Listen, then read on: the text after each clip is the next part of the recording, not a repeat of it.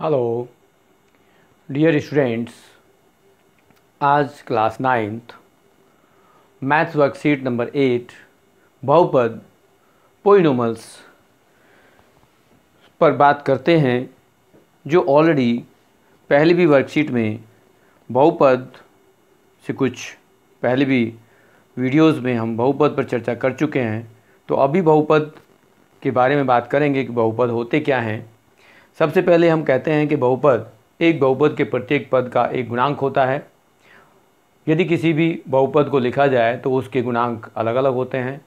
यहाँ हम कहीं एग्जाम्पल लें, किसी चीज़ को लिखें, तो यहाँ हमारे पास हम किसी बहुपद का एक उदाहरण लेकर के कर सकते हैं कि ये x⁻³ + 2x² + 3x + 4।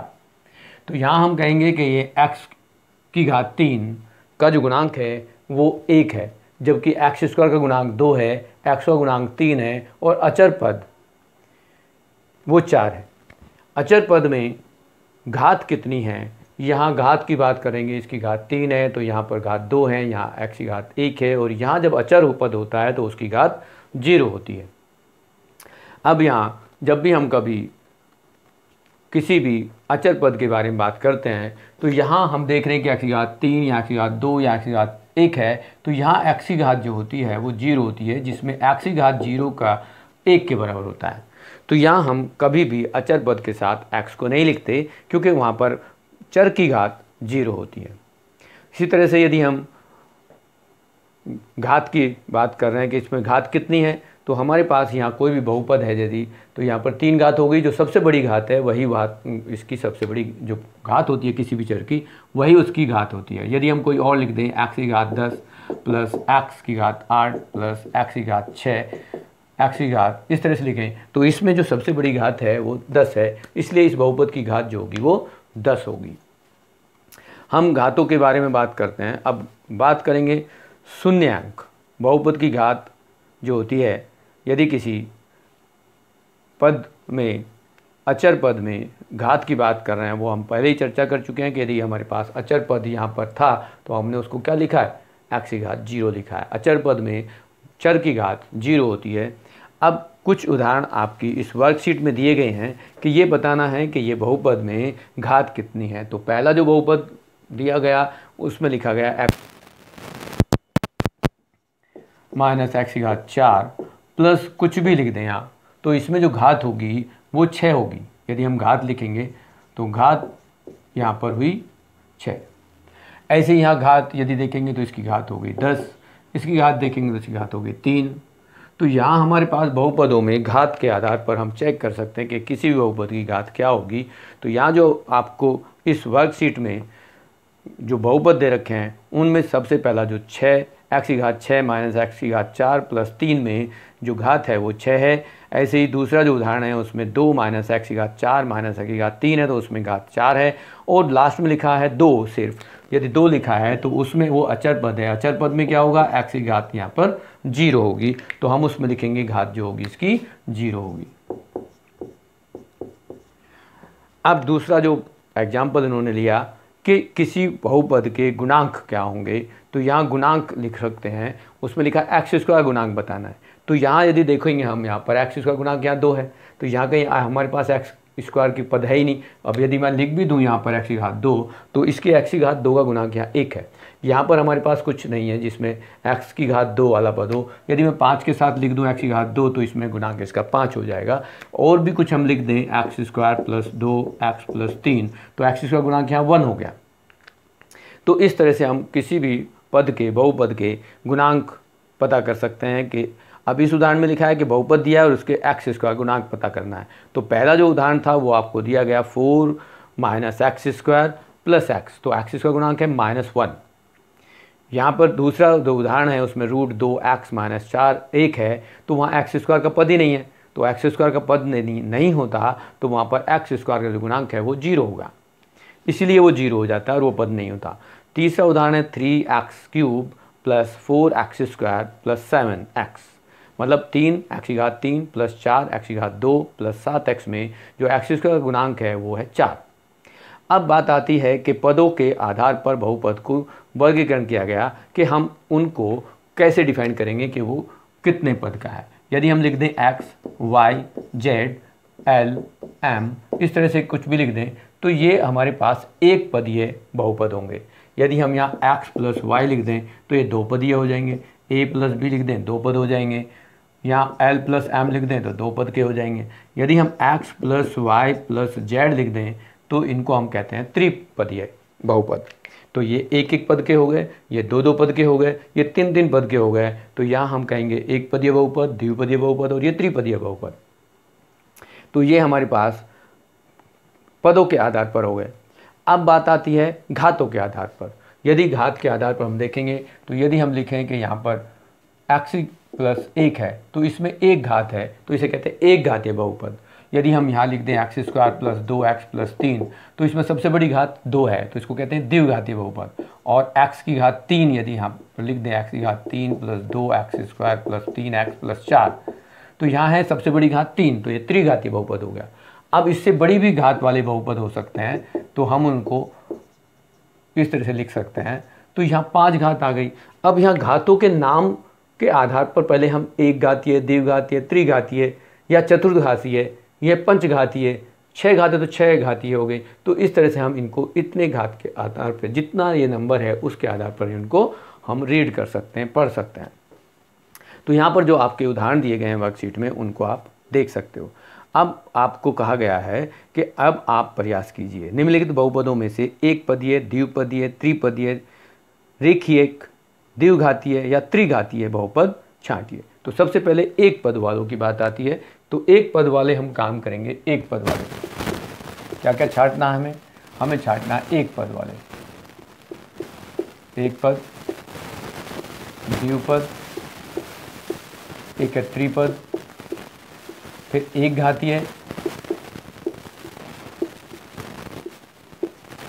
द्विघातीय, द्विघाती कह दो, त्रिघातीय कह सकते हो, इसको हम रेखिक भी कह सकते हैं, रेखिक बहुपद। तो यहाँ एक पद वाले जो भी होंगे उनको हमें छांटना है। तो एक पद में हमारे पास क्या होगा, सिर्फ हमारे पास एक पद की टर्म्स आएंगी।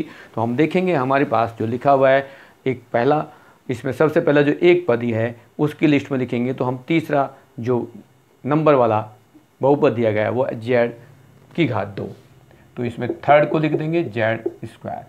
फिर है एक और दिया गया है 9x क्यूब, 9x क्यूब, ये भी एक घातीय है। और ढूंढेंगे तो आगे चलेंगे हमारे पास 10th पार्ट जो है वो 4x लिखा हुआ है। तो यदि हम इनको लिखेंगे तो ये एक घातीय हो गए। फिर हम देखते हैं द्विघातीय कितने हैं। तो द्विघातीय में हमारे पास बहुत सारे हो रहे हैं यहाँ पर। जैसे पहला ही है y की घात 3 प्लस y, फिर है y प्लस 1, नीचे और दिया गया 6 माइनस वाई स्क्वायर, उससे आगे दिया गया है x cube plus x square plus √3।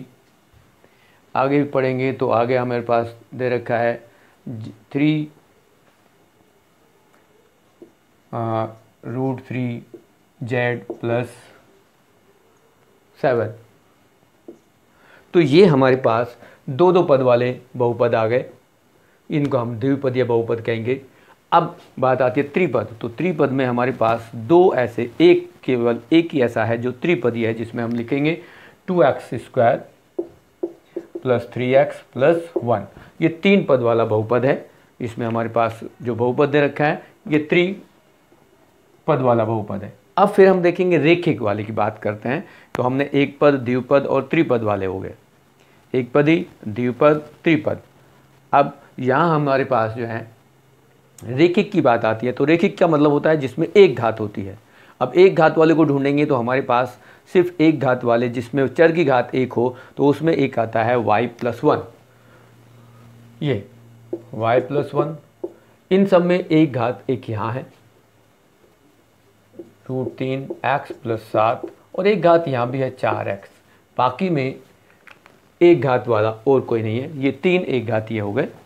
फिर कहा जा रहा है द्विघाती रेखिक, रेखिक हो गए तीनों। अब द्विघाती का मतलब है जिसमें दो घात हो, तो दो घात वाला जो हमारे पास है पहला जो है वो 2x², ये भी हमारे पास द्विघाती है, 2x² प्लस 3x माइनस 1, जिसमें हमारे पास z² लिखा है वो भी द्विघातीय है।